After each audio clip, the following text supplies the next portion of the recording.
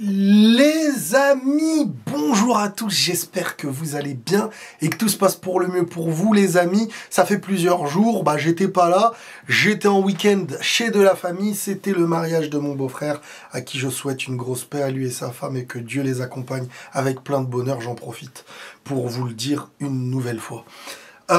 Aujourd'hui on va revenir un petit peu autour de plusieurs choses de l'actualité parce que dans le football tu rates 2 jours et parfois tu as raté une vie entière. Alors là, ce que j'ai raté, c'est de savoir s'il y avait réellement de grosses news ou pas. Et j'étais tombé sur un article évoquant l'idée que le mercato du Real Madrid était fini à 100%. Donc cette précision de fini à 100% veut dire qu'il n'y a plus le moindre espoir de recrue de ceci ou de cela. Je suis parti à la pêche aux infos et le retour que j'ai, je vais vous le dire directement, après on ira dans les questions et tout, on va prendre le temps de... Le calme plat. S'il y a des ventes, il y aura des recrues. Sinon, ça restera comme ça. Donc en fait, dire là, ça y est, il n'y a plus de mercato, le Real c'est fini à 100% le mercato et tout ça, ça c'est une info qui n'est pas vraie en soi. Ce qui est vrai, c'est qu'au présent, tant qu'il n'y a pas de vente, oui c'est fini. Mais il y a une grosse nuance. Donc en fait, on reste sur le même truc. Donc je répète, calme plat, s'il y a vente, il y aura des recrues, sinon ça restera comme ça. Sinon, entre guillemets, on pourra utiliser aussi des jeunes de la Castilla. Mais en premier, il faut des départs. On va voir, mais jusqu'au 31 août, c'est possible. Tout est possible. Et alors ça, c'est ma théorie maintenant, ce que je vais vous dire. Je pense que c'est aussi à l'avantage du Real de dire notre mercato est fini. Et ils l'ont déjà fait à plusieurs reprises. On recrutera pas, ceci, cela, parce qu'en fait, si tu es dans un état d'esprit dans la demande de départ pour... En fait, la réalité, on va être honnête. Le Real, je pense qu'il y a une volonté de se dire ça nous arrangerait que Rodrigo s'en aille. Parce que ça ramènerait de l'argent, ça pourrait combler là où il y a un manque, et ce serait plus cohérent. Parce que ça faciliterait... même pour le coach, d'avoir des éléments titulaires et des éléments plus facilement remplaçants. Et maintenant, Rodrigo, de ce que j'entends, et ça c'est des choses liées aux médias, Rodrigo serait dans une optique de vouloir rester. L'entourage est quand même dans l'idée d'aller piocher à gauche à droite en première ligue, comment ça se passe, les discussions et tout. Je sais que Pep Guardiola est un coach qui a, depuis un bon moment, discuté et appelé et voulu Rodrigo. Maintenant, est-ce que il y a un petit jeu parce que ça demande beaucoup d'argent, Rodrigo.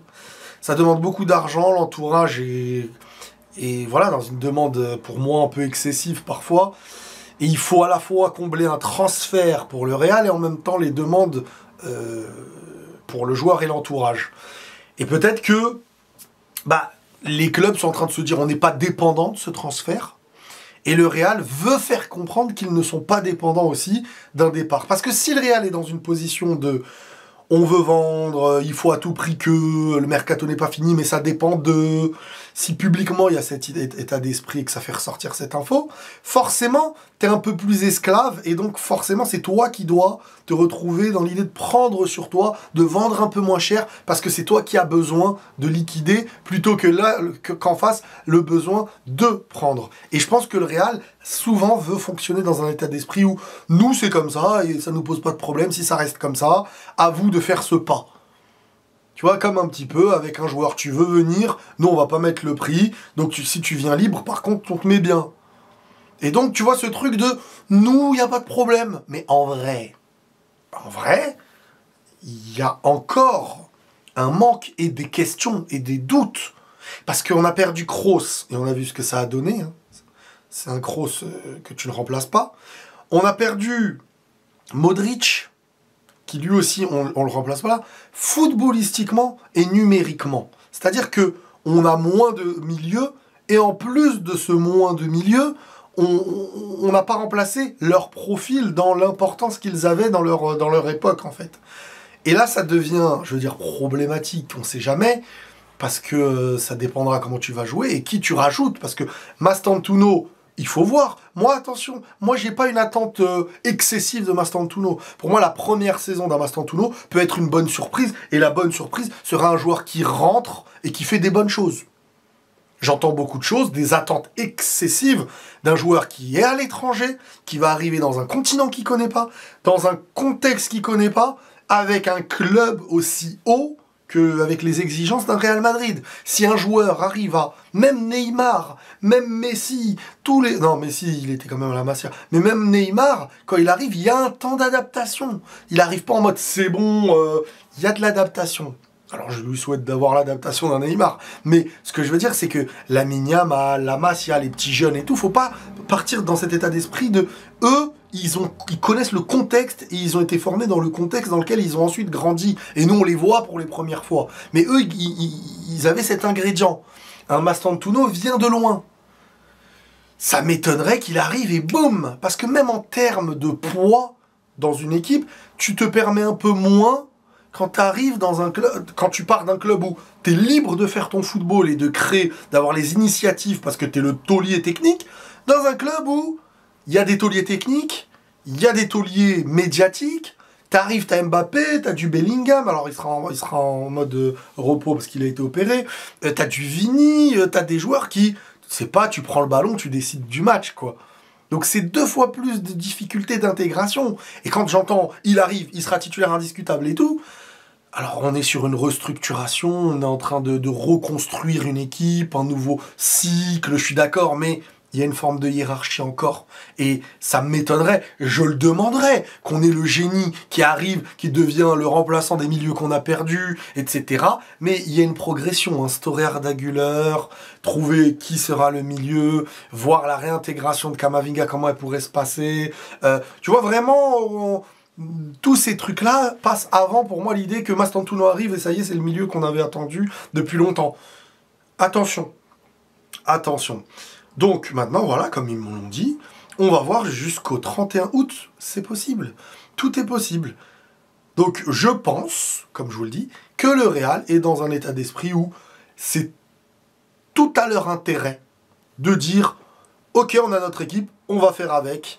Nous, on part sur cet état d'esprit. » Maintenant, si il y a Rodrigo qui s'en va, ou un autre en vrai, hein, mais logiquement le plus proche c'est censé être Rodrigo, même si pour l'instant je sais pas où, parce qu'en vrai les clubs ont dépensé en première ligue de fou, bah là ça chamboulerait peut-être une fin de mercato sympathique pour nous. Maintenant, moi, Rodrigo qui reste, eh ben, je me dis pourquoi pas, qui reste, qui brille, etc. Il n'y a pas de souci. Moi, ce qui me dérangerait, c'est de forcer avec 3 attaquants, de toutes ces choses-là qui me dérangeraient. Là où maintenant, tout serait carré. Mais un Rodrigo, c'est un talent. Et sous Xabi Alonso, ça pourrait faire plaisir aussi. Maintenant, au milieu, moi, j'ai du questionnement. Ça, le milieu ne pourra exister que dans la volonté de changer la compo, le schéma, la tactique. Mais si tu repars sur une même tactique qu'avant, ça va être compliqué. Mais bon, moi on va laisser Xabi Alonso bosser, on va voir ce qu'il va nous proposer. C'est ça qui va être essentiel. Mais dire c'est fini à 100%, c'est pas vrai. C'est pas vrai. Il y a encore des possibilités de recruter. Et en vrai, il n'y a pas autant de différence qu'il y a une semaine en arrière. C'est juste des articles qui font parler, ou que le Real pousse pour dire qu'on est dépendant de rien et que nous, on vendra au prix que les joueurs valent. Et ça sert à rien de croire qu'on est dépendant de quoi que ce soit. C'est ma théorie, ce truc-là. Maintenant, on verra, tout simplement. Alors, les questions, les amis. Carvajal en tant que central peut être une option à l'image du match contre Girona, le 4-0. Alors, pour l'instant, doucement. Bon, tu vois, on commence déjà avec de la mécanique. Moi, j'ai envie de voir Huysen, Militao. Pour l'instant, ils sont hyper complémentaires sur le papier. Tout dépendra de comment revient Militao de sa blessure.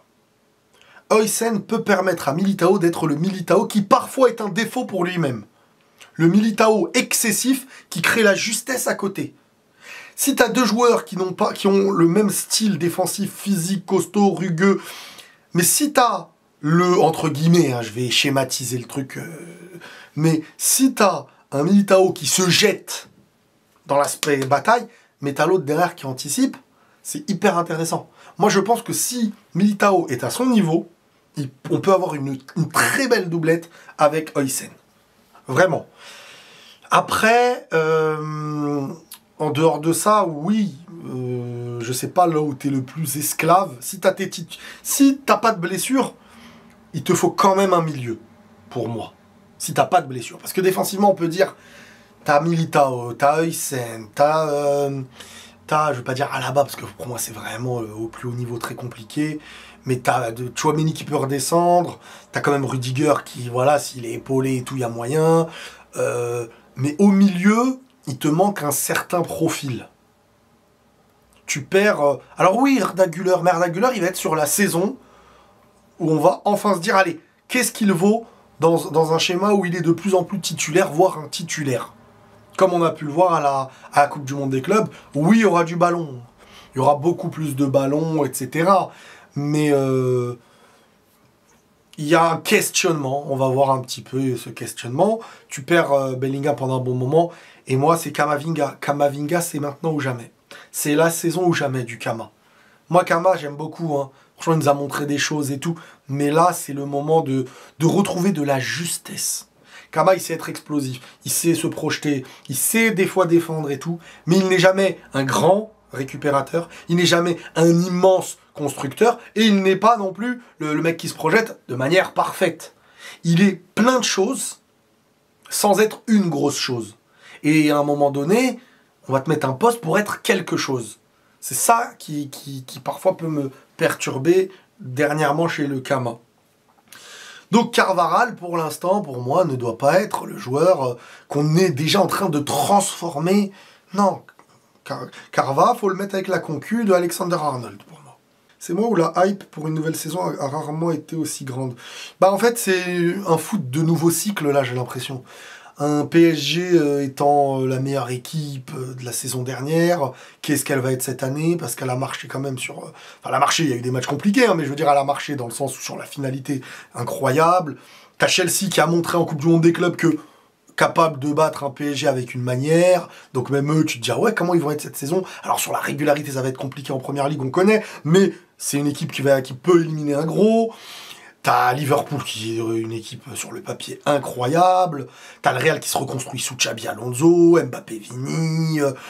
T'as le Barça qui quand même l'année dernière est pour moi top 2, top 3. Liverpool, Barça, PSG. Tu vois vraiment les équipes où c'est ces trois équipes-là que j'ai envie de retenir sur la finalité. Barça qui redevient le leader espagnol. Le Liverpool qui est redevenu le leader anglais. Le PSG, bon, qui est leader français, mais qui a été le leader européen. T'as la reconstruction, on va voir l'Inter ce que ça va donner. T'as le Bayern, hein, qui ont un sacré effectif aussi. Manchester City, qu'est-ce qu'ils vont devenir? Le championnat de la Liga, attention aussi à l'Atlético, l'année prochaine, qui recrute aussi. Non, on va être là, les gars. Hein, ça va être hyper intéressant. Hyper intéressant. J'ai vu un petit peu, les gars, concernant le Barça tout à l'heure, le match.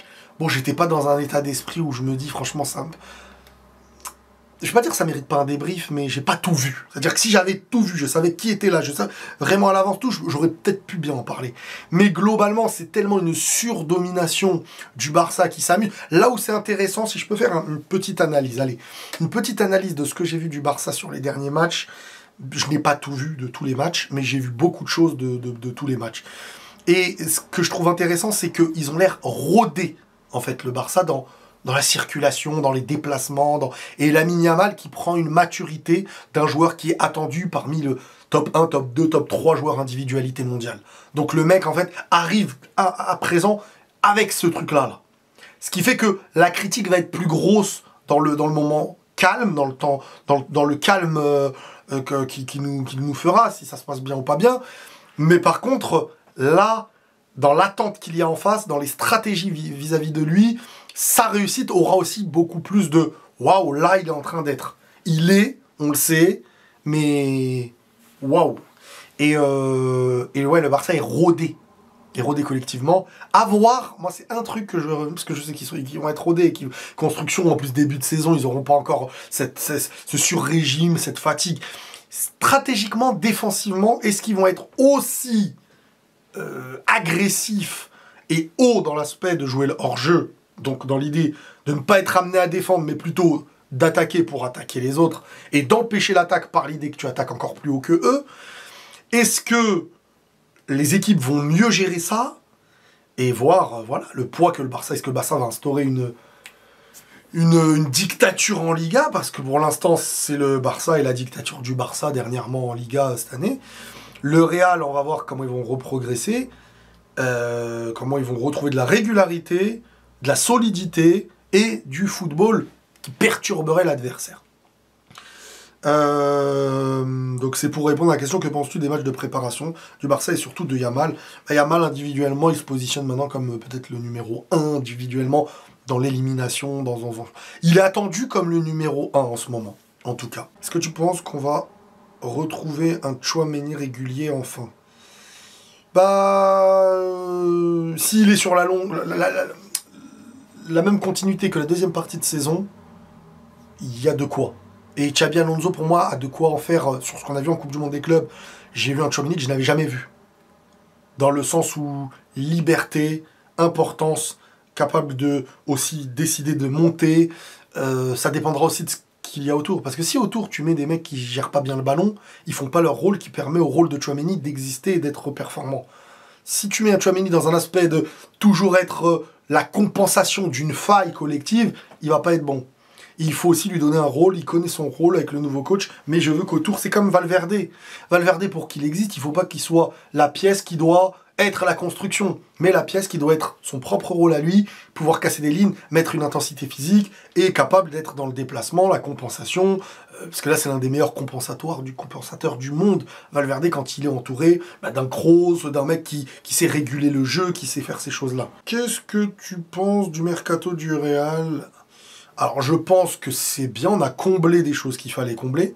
Il fallait enfin donner une succession à Carvajal et remplacer Vasquez, ça devenait compliqué, parce que c'est une dinguerie de se retrouver avec Vasquez et Fran Garcia la saison dernière au plus haut niveau. Remplacer Fran Garcia, qui certes sur la Coupe du Monde des clubs c'est intéressant, et ce qu'on a vu avec Xabi Alonso donne de l'espoir dans l'idée de le voir plus souvent, pourquoi pas. Moi je dis pas non, mais je veux un Carreras qui s'instaure comme un titulaire, Alexander-Arnold, avec qui je serai hyper attentif, parce que, je suis désolé, on avait Carvajal dernièrement. Alexander-Arnold doit être très fort. J'attends pas d'un joueur... Carreras, j'attends moins de Carreras qu'Alexander-Arnold, mais pour l'instant, je pense qu'il y aura plus de Carreras qu'Alexander-Arnold. Je sais pas si vous voyez ce que je veux dire. Sur une base, quand on te dit t'as Alexander-Arnold et t'as Carreras, de base, tout le monde attend, logiquement, que ce soit Alexander-Arnold qui fasse plus. Moi, je suis convaincu que c'est Carreras qui nous fera une meilleure image plus rapidement. Maintenant, Alexander-Arnold, si dans un match t'encaisses pas de but, mais que lui offensivement il t'a apporté des choses, tu vois, l'attente qu'on va avoir d'Alexander-Arnold, il va falloir voir comment il va jouer, qu'est-ce qui va lui être demandé. Mais globalement, ça va être un style, je veux dire, plus proche d'une attente qu'on a d'un Hakimi que d'une attente qu'on a d'un Carvajal ou d'un... Je sais pas moi, un mec latéral qui est plus voilà, qu'un Mendy, quoi. Et c'est là où, si défensivement t'es pas très bon, mais qu'offensivement tu fais pas assez de différence, de décalage. Quand je dis différence, c'est pas obligé d'être la dernière place, c'est pas obligé d'être le but, mais c'est l'apport qui libère, qui perturbe la défense, qui est le soutien, qui est tous ces trucs-là sur les ailes dans le dédoublement. Militao peut-il retrouver son niveau? Je l'espère fortement. Ah oui, les amis, je voulais revenir sur un truc. En fin de compte, vous vous rappelez la dernière vidéo, je sais plus si c'était la dernière vu que ça fait plusieurs jours, la vidéo où j'ai évoqué le Barça, avec des articles que je vous avais même partagés sur Twitter et tout, qui disaient « Communiquer sur la chaîne du Barça, Modric, entre guillemets, s'est fait vanner, quoi, communiquer chaîne du Barça ». Moi, je m'attendais...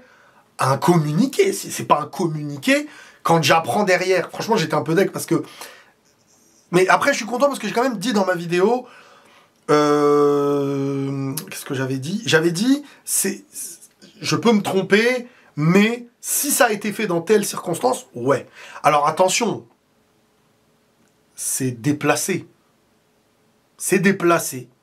de quand même faire une blague sur l'arrêt d'une légende pareille en disant, tu vois, vraiment en pointant du doigt le truc presque en voulant le rabaisser. Mais c'est clairement différent que ce soit un commentateur qui fasse une blague pendant un match. Parce que si c'est un journaliste qui le fait dans un article, une chaîne qui communique, et je trouve que, en plus, c'était pas partagé que par des comptes madrilènes. C'est ça que je trouve un peu dérangeant, c'est que le terme, c'était communiquer sur la chaîne du Barça, l'hommage rendu à Madrid, et on ouvre les guillemets, et hommage rendu à Modric, on ouvre les guillemets, merci pour la passe. Là, c'est différent. Faut être honnête, on n'est pas non plus des bébés. C'est une blague d'un commentateur.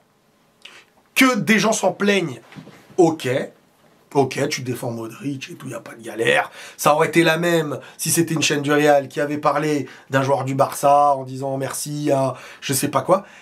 Mais on n'est pas dans la comparaison qu'on faisait avec l'idée que le Real a remercié dans la presse, a remercié par un communiqué Iniesta quand il a fini sa carrière. Et là, on disait que le communiqué du Barça, ça c'est vraiment, faut faire attention. Et moi le premier sur les réseaux par rapport à ça. Donc je tiens à rectifier l'idée de la gravité, on va dire, du propos. Parce que c'est pas... Je suis désolé, c'est pas la même gravité du tout. J'ai même envie de dire, c'est pas grave qu'un commentateur fasse une blagounette, surtout si derrière il admet et valide l'idée que Modric est une légende et machin chouette. Voilà, il fait le clin d'œil, il est sur la chaîne du Barça, c'est un match, on sait que les commentateurs sont pour le Barça, il te dit merci entre guillemets, son dernier truc ça aurait été un... Mais c'est pas la mort. Moi en tout cas, si j'avais appris le truc dès le départ comme ça m'aurait pas choqué. Donc voilà... Il y avait quoi encore les gars? Arda à son poste. Bon, ils font des blagues, les mecs. Les mecs, ils font des blagounettes. Le PSG regagne la Ligue des Champions cette année. Tu peux pas prévoir de gagner une Ligue des Champions. Tu peux être la meilleure équipe du monde, ce que tu veux. C'est trop compliqué. Il y a trop d'équipes. Il y a double confrontation. Ça peut être pris en compte sur tellement d'aspects. Est-ce que le mercato du Real est suffisant au vu de la saison passée? Bah, il y a un truc qu'on oublie dans le mercato, c'est qu'on utilise des joueurs qu'on n'utilisait pas l'année dernière. Donc Gonzalo et donc Güler. Donc c'est presque 2 recrues en plus. Mais surtout, celui qui va utiliser cette équipe-là, dans un nouveau souffle, Monsieur Xabi Alonso, qui est lui aussi une recrue qui va changer l'équipe qu'on a d'une manière ou d'une autre. Donc c'est vrai qu'à un moment donné... T'as quand même des joueurs. Attends, moi, il y a un moment aussi, il faut qu'on se réveille, les mecs. Ok, on n'a pas fait bon usage de plein de choses, mais on n'est pas dans l'excuse de si on gagne rien. Ouais, mais t'as vu... Non, pas d'excuse non plus. T'as Tchouaméni, Camavinga, Bellingham, Arda Güler, Ceballos, Mastantuono, Brahim, Mbappé, Vinicius... peut-être Rodrigo, Oysen, Rudiger, Militao. T'as des noms, et pas que des noms. T'as des preuves de joueurs qui ont prouvé. Tu viens de prendre Carreras, t'as Courtois au goal, t'as Carvaral, t'as Alexander Arnold. Maintenant, faut faire jouer. Faut faire jouer tout ça. Mais qu'on vienne me dire, ouais, mais non, mais on est encore faible. Faut bosser.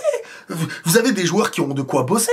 C'est parce que l'année dernière, ça bossait pas convenablement, que ça gagnait sur le même système, qu'à un moment donné, c'était dépassé aussi, faut se le dire, mais t'as de quoi faire si tu bosses avec tes joueurs, que tu les mets dans la disposition. T'as Mendy, alors je sais pas s'il reviendra, comment il reviendra, mais je veux dire, que tu me dises que 95% des matchs de la saison, ils peuvent te servir à gagner la saison, et ces matchs-là, c'est contre moins fort que toi.